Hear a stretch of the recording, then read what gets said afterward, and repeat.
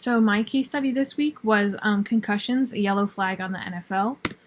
And some key stakeholders are NFL players, mostly former, but it could include current players, and former player Mike Webster, the NFL themselves, and the MTBI committee, and then former co-chairs Dr. Pellman and Dr. Kaysen, the NFL commissioner Roger Goodell, Dr. Omalu, Congress, and then partially news media. And so, just a short timeline. In 1994, the NFL formed the MTBI committee, and it was committed to improving player safety, to research concussions, and help develop return to play guidelines. And in 2002, former NFL player Mike Webster died, and in his autopsy, Dr. Omalu found signs of brain damage under further examination that he didn't see in actual brain scans, but then when he went back and actually looked, he found it. In his football career, and repeated head trauma seemed to be a cause for CTE. And other deaths followed after Webster's that had similar findings. And in 2005, Dr. Omalu published his study on Webster's autopsy, and the research included CTE.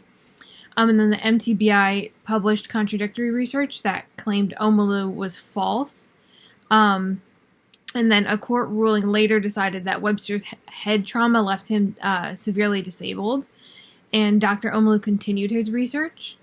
And in 2007, a study of former NFL players found a connection between repeated concussions and diagnosed depression later in life. And at this time, two congressional hearings began because the controversy was really growing at this point.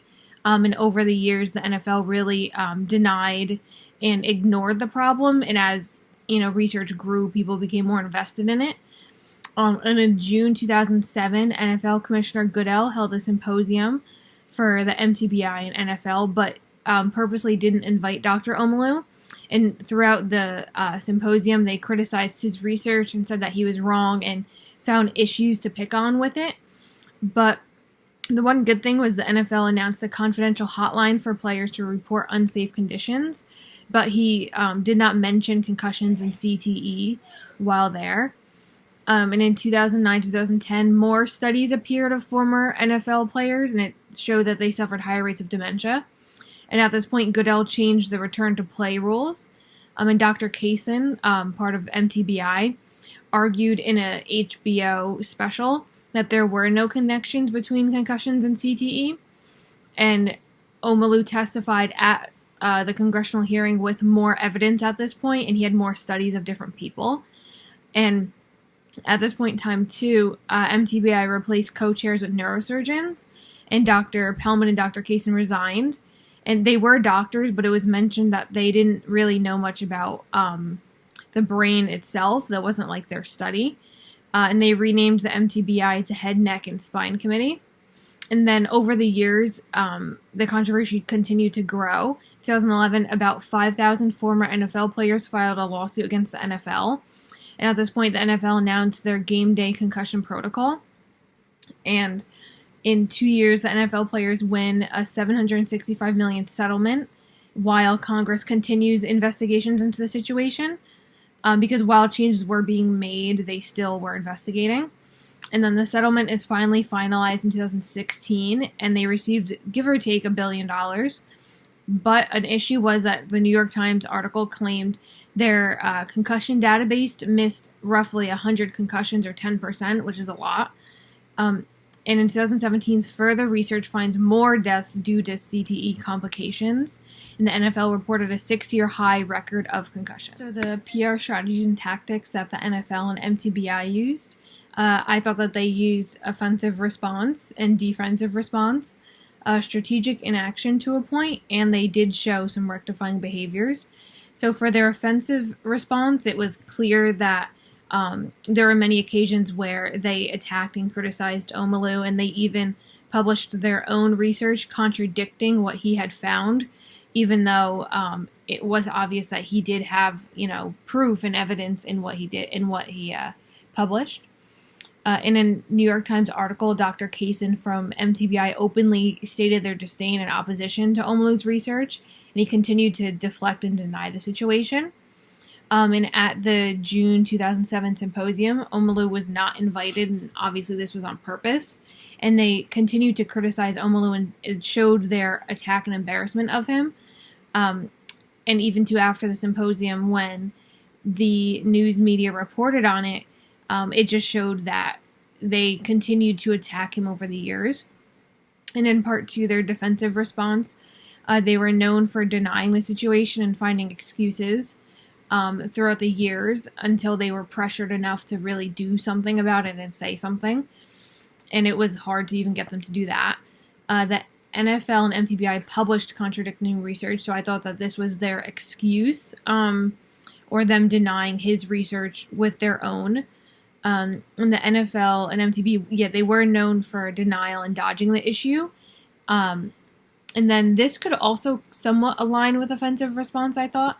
At the congressional hearings, the NFL and MTBI, they continued their denial and made excuses for why Omalu's research was incorrect in their own opinion, even though there were outside researchers that found problems with the NFL or MTBI's investigations and their research, so they weren't really all that correct either. And I thought they also used some strategic inaction in the very beginning, because through their denial, they did remain silent on the matter for a long time. And I think that showed that they felt guilty and they knew they were at fault. Some of their rectifying behaviors, it did work, but in the end, it was long overdue. And their reputations were already damaged at this point, because they did make corrections or did make revisions to their concussion protocol and did, change some things around or updated their rules. But at that point, it was already pretty late and their reputation was already failing. And were they effective? I didn't really think the offensive or defensive response was effective. Neither of them were. And I thought that instead of attacking and belittling Omalu throughout this whole process, I thought if they maybe took him on their side, it would have portrayed a message that they were more understanding and worried for their players. And the defensive response wasn't active either. They were known for denial of the situation for many, many years. And I thought that instead, if they claimed responsibility and responded to it earlier, then maybe their reputation might not have been hurt so badly, or a solution could have been created earlier rather than let it snowball into something so much bigger than it had to be. And strategic inaction or silence, I thought that their silence spoke louder than words. Instead, maybe they could have published like a respectful, response to Omalu's research. And even if they said something that, maybe we're looking into the situation, it would have been better than never addressing it until you were practically forced to. And it would give them time to really respond. And maybe, they could have done their own actual investigation into what was happening. And then the rectifying behaviors, like I said, I think it worked, but it was long overdue. More could have been done from the get-go rather than prolonging it like they did. And maybe a settlement or a solution could have been completed sooner instead of over so many years. And then instead, I think they could have used the vocal commiseration strategy. So if they used that and they expressed their genuine concerns and apologies, then it might have lessened the damage to their reputation, and it would have made them look more understanding and considerate. And considering that they were the ones at fault for letting the players return to play prematurely, then maybe if they were a bit more apologetic and understanding of these people's health and their lives, then it might have eased some of like the anger, the frustration, and then they just could have been overall more understanding to reach a settlement quicker in the end. Instead, they could have done more rectifying behaviors from the get-go. And I think that if they accepted and openly addressed Omalu's research in the beginning rather than publish their own contradicting messages and research, then it might have allowed for a greater, method or different ways of corrective action that could lead to a quicker solution. And maybe immediate changes to the rules and guidelines, with the research that they had at hand would have showed that they actually had, concerns for the families and the players and whoever else. Because even it did gain the attention of families of children that were playing contact sports like this, like football, and even for the NFL players who were injured or some of them who did pass away because of CTE and how it messed with their bodies or their brains. And then the update on this was, as of September 2nd of this year, two former black NFL players raised questions of racial bias in their evaluations because to apply for the settlement that the former players received, they had to go through a physical to show that they had either repeated concussions or CTE and had just complications due to it. So Congress launched an investigation into this, and it was found that in their physical evaluations, the criteria were based on race. Like they had two different checklists for whether it was white people or black people or other races. It was based on that and some other criteria, and they did confirm those separate scales. So the NFL was urged to immediately halt the use of race-based algorithms in their criteria for the settlement, and Congress asked for answers to numerous questions no later than October 2nd.